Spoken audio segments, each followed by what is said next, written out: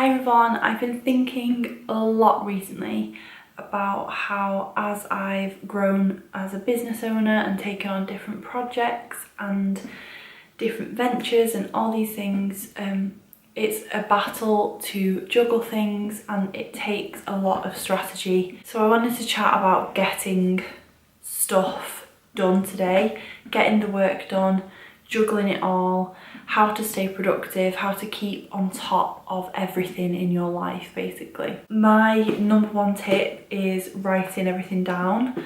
I feel like a good old brain dump at least once a week keeps me sane and keeps me ticking over and able to switch off and sleep at night, because I know that everything I know I need to do and everything that comes into my mind is dumped into my bullet journal, and it's accounted for in my weekly to-do list and my daily to-do list. I have done loads of videos about my bullet journal, so you can go and watch those for more in-depth look at that. But for me, writing things down and having lists is really therapeutic. Number two, which relates back to that, I look at my daily to-do much differently now. I will sit down to write my to-do list and I will write down 2 to 4 key tasks that I must get done that day.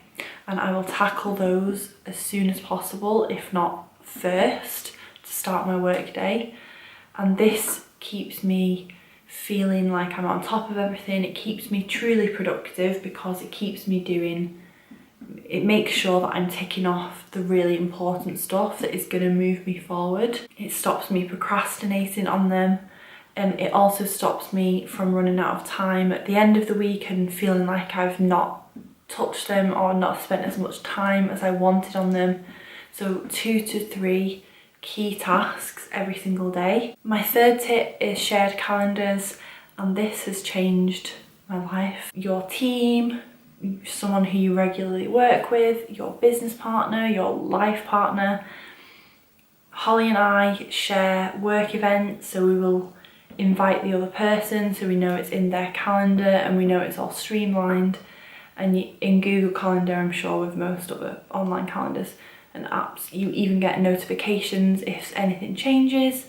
It's just so simple and easy to use, but is the most straightforward way of sharing what you're doing. We will even put in our holidays and things like that. I think when it comes to juggling different roles, working with different people, dealing with different people, working around other people's schedules, a shared calendar is a really effective way to not have that back and forth when you're trying to plan something. And it helps me feel organised and on top of everything. And I obviously never forget anything if it's in my calendar. You can set notifications to get reminders and all that other stuff. So shared calendars are the way forward. My fourth tip is a no meetings day. And this might not work for everyone.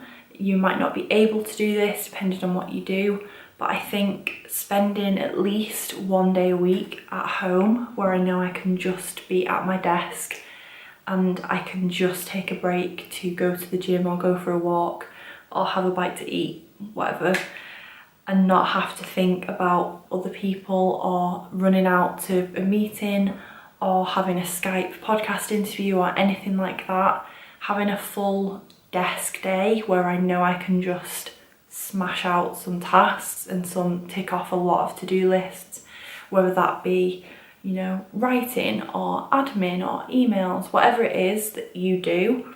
I think most people will hugely benefit from at least one day of the week where they don't have to deal with anyone else and they can just be by themselves at their desk, smashing it out, grinding it out. And that one day of the week, I feel like, allows me that flexibility on the other days. And my fifth and final tip is to spend some amount of your day offline. Whatever you're doing, whether you're studying, whether you're working a 9 to 5, whether you run a business, whatever you do, I think everyone can benefit from spending a few hours of their working day offline, off social media. I am so guilty of leaving Facebook, Twitter, Instagram, all these different tabs open, or just constantly refreshing and scrolling through my phone, and it kills your productivity. Something that I do is I'll set a timer on my phone for half an hour, 45 minutes, and I will put that timer face down so I can't see it, and put my phone on silent, so if I do get any notifications they're not going to flash up because I can't see my screen, and I will just do, you know, one of those few tasks that we mentioned before. If you already watched my 90-day goal video, you'll know that 2 hours offline is my 90-day goal for Q2, and today I promised myself that I would spend 2 hours creating content. So filming videos for you guys. I'm going to record some podcast episodes after this. I'm going to sit down and plan some content for April. I can put so much more of myself into those tasks if I'm not also like half-heartedly scrolling through Instagram and looking at the new fancy restaurant in Manchester that I really want to eat at, whatever it is. You know, it's so easy to get distracted.